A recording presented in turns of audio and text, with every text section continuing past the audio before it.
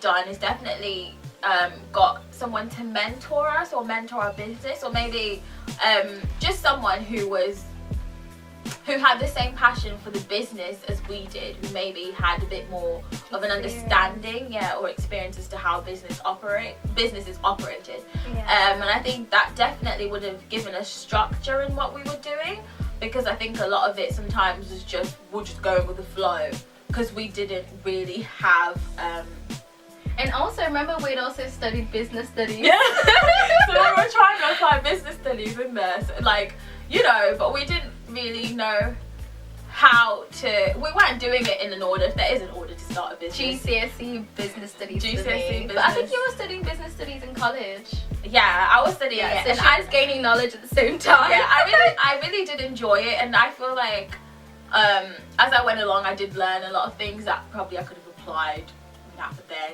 But still, so we didn't have that structure of what we were doing, and I feel like if we had someone to talk us through the right way of doing things, maybe helped us draw up a business plan, maybe helped us to identify our audience a bit more, like who our target audience was, and you know, just so we could really market to the right people, just aspects of that, someone to really help us like go down the right way, or I think that's definitely a thing. We probably should have got someone to mentor us. I think also another thing that we could have done differently, well, for me, is that for me it's always been like, okay, like just know that, okay, whatever you create is good, so not like kind of doubting kind of like the niceness of the product and the uniqueness of the product. So for me it was always like, when it came to like talking about my business, like I wouldn't talk about it, but it's like, wait, but you have such big ambitions, but why are you not talking about it wherever you go? Like I was in college with like so many people at the time, and like there was so many opportunities where I could have been like, oh wow, you know, I think you'd look nice in this shirt, or wow, like, you know, I do some shirts, I think you'd look really cool in one, that kind of thing, because there was some people who dressed like, okay, they would really look nice in something like this, or you know, it's their kind of style. But I was always like, I always really kind of like told myself like, I'm shy, like, you know, that kind of thing. I think that's one thing I'll do differently, is just have the confidence in what I make, you know, and not doubt. I think that's another thing that I'm also learning, as well as I'm going into fashion design. Yeah, I think that's what I learned from it. What else would we do differently? And also, I think, you know, when you have confidence in what you make, it also shows when you advertise. You just advertise just naturally. You know, the advertising just literally flows out of you.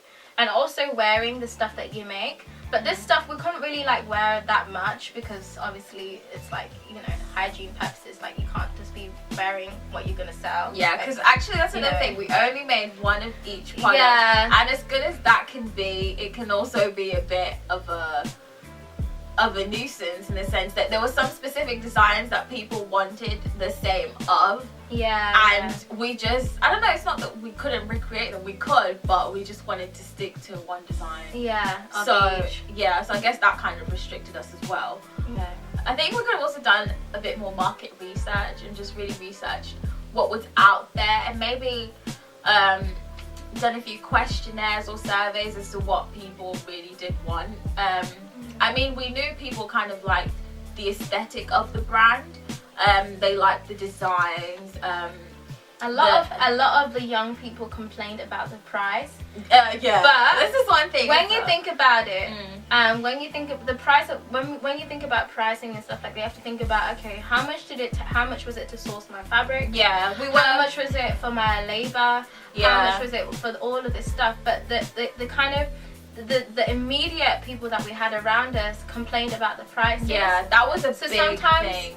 So what I think I would do differently is not be discouraged by the pricing. Yeah, because we did, and just stick to the price. Did effectively end up sometimes lowering. Actually, yeah, the prices did go up and down. They fluctuated. Sometimes we drop, they get a bit higher. But we were trying to operate like cost plus pricing, so cost plus labor and then a little bit on top. Yeah. But yeah, price is definitely something that we got a lot of bad critique about. But I feel like just because we were in Leicester, I don't think this was the market for it. They were £25, and when you go to a vintage store, they were way more. Plain tops are like 30 to 40 Exactly, and we were adding some nice, you know, yeah, some but nice details, people. Yeah, But, yeah. So a lot of people just weren't happy about the price, and I feel like maybe it's because they were the immediate people. So you know, sometimes when you have friends, your friends are like, oh, you know, what about friends rates? You know, Yes. I had questions like that sometimes. It's like, oh, what about friends rates? But then it's like, okay, It's true. My friend would always consider my liver, Exactly. my That's fabric, actually my true. sourcing, my Even my best friend was like, you need to lower us. So the prices was really fine, and I think for even a new business as well, considering what the thing looked like, I think it would have been okay. And some people were like, I think because you're new, maybe you should sell it at a really cheap price. But that wasn't gonna work for all the all our resources and everything that we had to source as well. But people weren't taking that into consideration. I think we weren't placed in the right market. I don't think where we lived at the time was the right place for the business that we were trying to do, which is probably why we didn't get a lot of sales. Yeah. Because I think maybe if we lived somewhere like London, maybe it would have been a bit easier. Yeah, like, you know, people Shoreditch, are more Brick open-minded. Lane. Yeah, there would have been more opportunities there for us as well. So Leicester, you were not the right place. Yeah. But we couldn't help that at the time. That's where we lived, and we couldn't just up and move at 16 and 17. Yeah. Yeah, but another thing that I do differently is probably start putting things on ASOS Marketplace. I started selling it on ASOS, and like there was people from like North America, Austria, Germany that bought a few stuff, and it was just amazing just to get emails and see that on there. So another thing that I do differently is sell on Marketplace from early. And though Big Cartel was good, Big Cartel needed you to you know, obviously kind of drive people to your website. So it was sometimes hard to drive people to our website. Whereas somewhere like ASOS Marketplace, someone can literally just be scrolling through and stumble across the item and then want to know more about the brand. So I think we didn't explore our selling options as much as we could have at the time. Because towards the end, it was just kind of like, I think you put them on because you're just trying to sell them on. Like, just try and sell it off, just because at that point we were just, not we were giving up, but we just did not have time. And, you know, we just thought, you know, we can't carry on. So yeah, that's that.